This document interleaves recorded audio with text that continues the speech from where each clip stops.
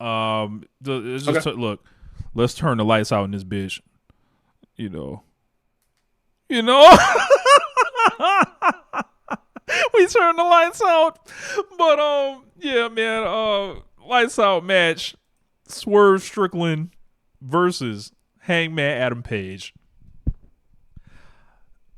This is an unforgettable match in like more ways than one. This basically, I saw so many people make the joke. It was like, this should have had Meet the Grams, the instrumental playing over it, like New Jack as this whole thing was happening. Like, just play it over the whole match. Like, actually, I need to get a copy so I can do that.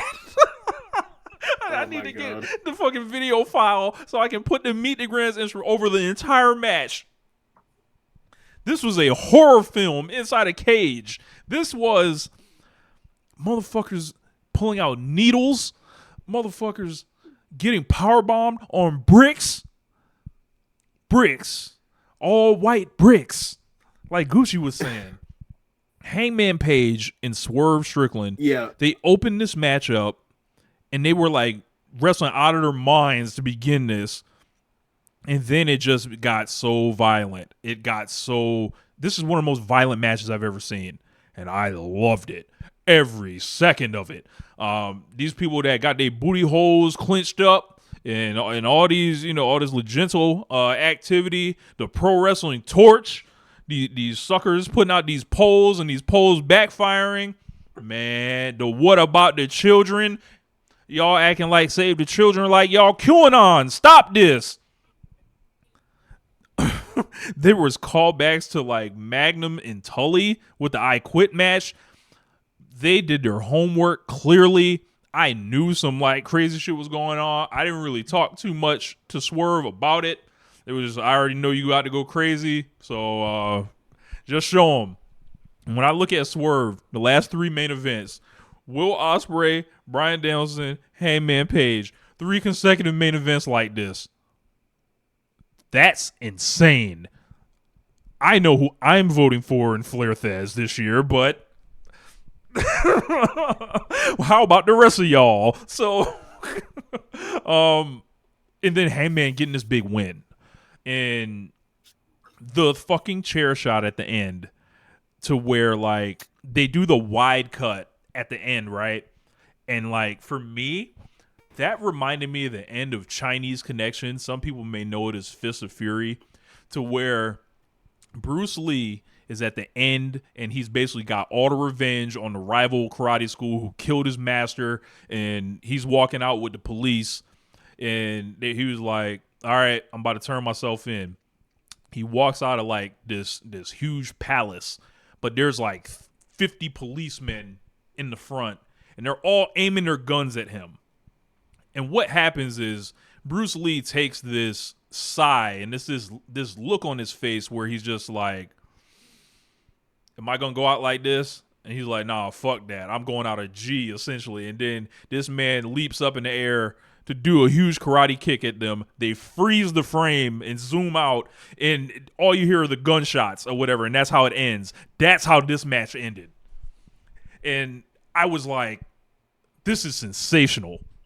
Like, I love this. This was great. Like, the needle thing was like, I'd never seen no shit like that because I don't watch BJW. I don't watch Freedoms. I've never been a CZW viewer or anything like that. But apparently this is something people did. But I saw that. I was like, yo, this is nuts. And they decided to go a place in an unsanctioned lights out match that, like, other people aren't going to go. Just other people aren't willing to do these things. So my hat's off to them for that. So, like,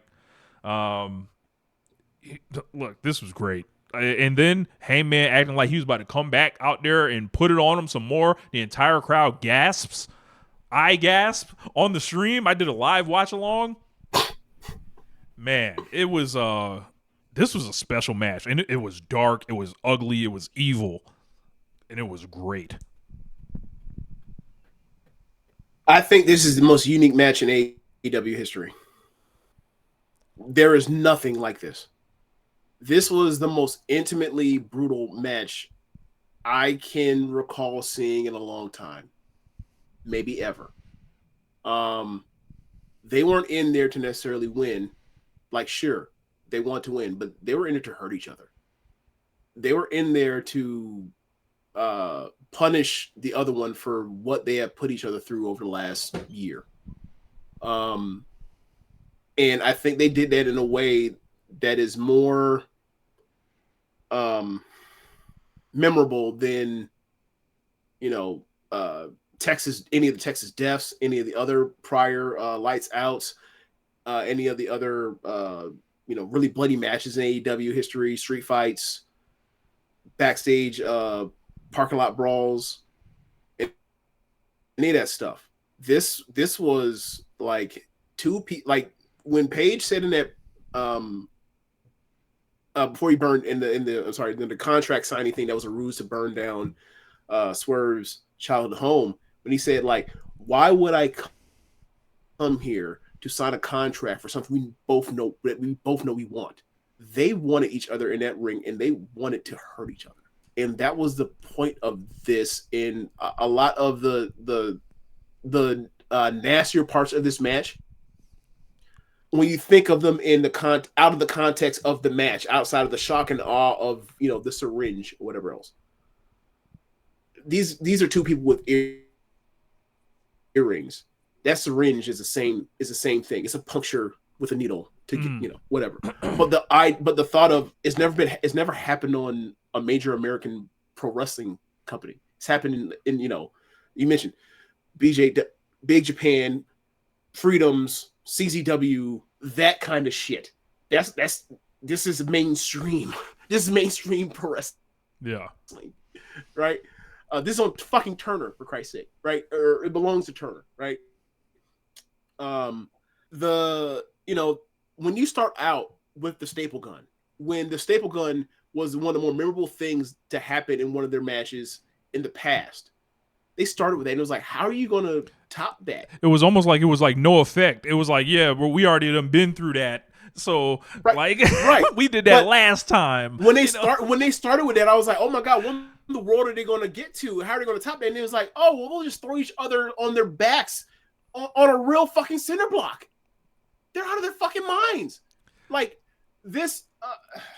Look, that center block, that shit fucking hurt. Like I had that confirmed to me. Look, I didn't need it confirmed. Look, I didn't need it confirmed, but like it was not no walk in the park. Let's just say that. When he got power bombed on that, when Swerve took that power bomb on that center block, that's a shoot center block. That's actually some shit that's holding up your house or your apartment. Like, I thought, oh, he may have broken his back. Like not like some a vertebrae is crushed or anything like, but like.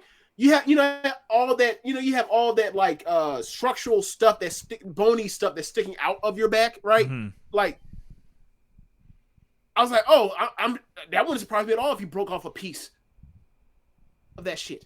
And now he has to get up and try to continue this match. He looked like he was in so much pain, and I was like, you got power bombed on right on your fucking like lumbar part of your spine, man. You're not supposed to. You're not meant to get that happen to have that happen to you. Yeah. It was. I personally thought, wondering, the previous two matches or the first two matches, like what they were going to do because the cage was going to render them less creative with their athleticism. How are they going to top? And also, they had the problem of having to top or try to top what they did. I don't think that this is a better match than their first two matches. However, I don't know how I'm not going to 5 years from now, when I think of Swerve in Page, not immediately think of this match first. Yeah, I think this match completely sealed up that until something else comes along, this is the best feud rivalry in AEW history, in one of the greatest feuds, and it was already one of the greatest feuds and rivalries in American pro wrestling history, and therefore the world. But we're here now. Like this is a match that, like, I don't know if, like, people made the Meet the Grahams comparison, right? Because like you watch it and you don't feel like going back because it takes something from you to watch it. It emotionally grabs you and takes something from your spirit if you're a positive person, not a fucking monster, to watch these two people brutalize each other in that sort of intimate way. Like they got to a point where like they didn't want to beat each other anymore. It's almost like, this is my duty. I have to get it done because of what they've done to me. Is my vengeance. I don't actually want to inflict more pain on this person because it's now turning me into a monster. It is I have made a promise to myself and my family members that I am going to do this. To whoop this and I have to carry motherfucker this like. out. Like, honestly, I don't know if any of y'all ever watched or played. And I don't have a game system, so like this is like literally saying I've watched this. This is like the ending of The Last of Us 2, where like there was a choice to be made based on like how far can vengeance takes you where you lose your humanity, and like this was one of those. Like, these two lost their humanity in this ring, and Swerve was already down for that because of how driven he was to get to this point. He's made his do with it, and he's actually like had to face some demons after winning that title. Paige had not. Yeah, and Paige and Paige complete at the end of this, when Paige sticks him or goes to that box, that tackle box, pulls out the syringe for no fucking reason, because it's not like there was drugs and he just did it just to do it for the pop, right? For the oh my god pop, and then crash his head in his skull in with that chair to get the almost like the Japanese table or Japanese chair like seat comes off thing. Yeah. Except it's the metal chair. For that to happen, he collapses. It's a KO. It's over, and then he leaves out, and then he's like, "Oh my god, what have I done in a way? What have I done? Like, what have I become?" It's like, this is a guy who you burnt his childhood house down. He was basically stalking your family, and like the crowd gasped, and the gas was like, no, Hangman, you've been this whole time talking about how you're the good guy or whatever else. No, you ain't no good guy. He broke you bad. Not broke you bad, like he broke you and applied pressure and you turned into a psychopath for the last 10 months. Like, no, he broke you to where, like, when people talk about, you go high because when they go low, we go high because you dragged them into the mud. You're just as dirty as over the last since this year started. You've been every bit as dirty as Swerve has been, and you and your fans have been in denial. And now you come to the realization where like they're gasping because they can't believe you will go back in there to hurt that dude after you basically left him dead. And now he realized, oh my god, I'm a monster too. And then he embraces it. He goes on knees and embraces that he's a bad guy, and then goes out the fucking hill tunnel. I think it's sensational. I think the walk back to the ring is just as impactful as anything that they did in the match. Like, just as far as telling the story and like drawing like emotion out of this like situation, it's like, yeah, oh my god, like what else do you have to give at this point? Yeah. Now, from a pro wrestling standpoint, these guys, as Heyman mentioned, Swerve needed Prince Nana the first time. He needed Brian Cage the second time. They went to a draw. The referee stopped this one, and it was lights out. They still haven't blown off a world title match, the one-on-one clean match, like that. The one-on-one clean finish. They haven't blown that off yet. Right. I don't know if that's going to be like, do they get their stadium main event then? Can they get that then? I'd like to see it. There's also this other part where. This is a part of what made the heel turn thing so, or complete the heel turn in that way, where he realized he's a monster, he embraced it. Is like the whole time he was like, I'm going to, ever since All In, he's like, I'm going to leave you on your knees begging and screaming for me to end it. And at the end, he didn't get that. That's why he came back down that ramp halfway before the crowd snapped him out of it. Mm-hmm. He won the match, but ultimately unsatisfied that he didn't do what he wanted to do, which was to make him beg for mercy. And he couldn't get him to beg for mercy because Swerve is too determined to give him that satisfaction.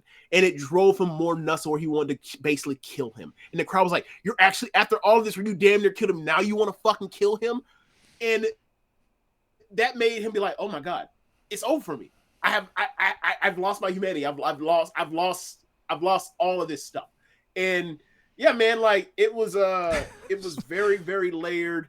And like when people have told me about like how much they have loved the Hangman character, I gotta say, like, if you want to tell me about like the stuff from like 2000 or 2019 through 2020, I'll be like, yeah, I think it's really good. I think it's too small screen, and I also think he's uninspiring as a babyface in that way. And I think he's wishy-washy on his friends, right? Because it's like I can't spin my disbelief that you can't tell your friends you want out, right? You're just gonna let it eat you from the inside, and then you screw over your friends, and now like and we're supposed to be rooting for you. It's like, no, that ain't cowboy shit. I think ever since the Moxley stuff with the concussion and everything, and the revenge of the concussion and X's death, I feel like all the stuff people said about him in that way, I wasn't buying. I buy that era, like 2001. I'm sorry, 2023 to now. I absolutely see it now. Before I did not in that way, or not to that same level. This is like, and I don't know if you agree or whatever else, but like I feel like that talk about that, I feel like he has taken it to that level to where it's like it's unignorable that it's true now. It may have not been true before, but it absolutely is now. So yeah, I honestly think, I think from this, as you mentioned, the Swerve run of matches this year, I think Swerve is in that top tier of like pantheon of all-time AEW performers. Page is already in that. This ass in the list. He might now, he might be number 1 or 2 now at this point with Page. And this is crazy considering he's doing this and leaving for 3 months after this probably. Because he keeps leaving for 3 months all the goddamn time. But yeah, I'm never gonna forget this match. It was or this feud or this rivalry or this iteration of it is the most I think it's some of the best stuff that's ever happened in pro wrestling. Same. Like this is like, I don't want to be too inside baseball, but like I saw like the aftermath of the match, and it was just like I can't believe what these guys gave to each other, what they gave to us. This feud turned this promotion around. Like this gave people something to be excited about on screen again. This, you go back last year, and in a way that it never had been, AEW had become about everything backstage. And it wasn't like that before. Yeah. And what has happened is like this rivalry has hit on something to where it's like, these are both our fucking guys. And they're going to take each other from here to here. And like now that they're at this other level, immortalized essentially with their feud, name who you want. Like, like this goes in like one of the 10 best pro wrestling feuds ever. Like, it's so. It's easily one of my favorites. Yeah, like easily one of my favorites. It's like, name whatever combo you want. Like there are elements of Austin and Brett in this. There are elements of Rock and Austin in this. There are elements of Rock and Triple H in this. There are elements of like someone just like challenging. So like what I love so much about this was Swerve was so hungry to like move himself from the next level in real life and also in storyline. And Hangman just needed this thing to rebuild him in the eyes of the company. And also, he kind of had to prove it all over again, it seemed like. Even though, he has a filthy catalog. We all know this. Not only did he have a filthy catalog, he had a filthy catalog that year. Like that shit with Moxley at the beginning was fucking awesome. Right. And then like what happened was like Page allowed himself to be like, yeah, I'll work with this guy. And Swerve was like they found each other at this interesting time in their careers, I think. And what happened was like it exploded in a way on screen that was just magic. Like pro wrestling feuds rarely do. Like, where it's like, Yep. yo, I got this person that's my age roughly. We're complete opposites, the way we dress, the way we approach the game, and then they lock in. And this is like the beauty of pro wrestling, like how far they push each other in the ring, on the mic, segment wise, and physically the way they push each other. Like, if you look at a video of Swerve a year ago, or maybe like a year and a half ago, and then you see like the physical transformation. You see Hangman Page and his physical transformation, kind of like where he was like not at his best like going into this thing, and the way he came out there now. And it's like these guys are athletes, or competitive athletes, that are also gifted storytellers, and also just two of the greatest pro wrestlers I've ever seen, like peaking in the middle of their primes together. Like, I'm so excited when I think about Swerve versus Hangman and potentially what it still can be. Yeah. No, I don't necessarily need another match over the next year. Oh, keep them apart for a year. Like, keep them apart. Like, they should be meeting that All In at the earliest. Like, I don't need to see them wrestle another. I need to see them wrestle other people, and then to get brought back into it.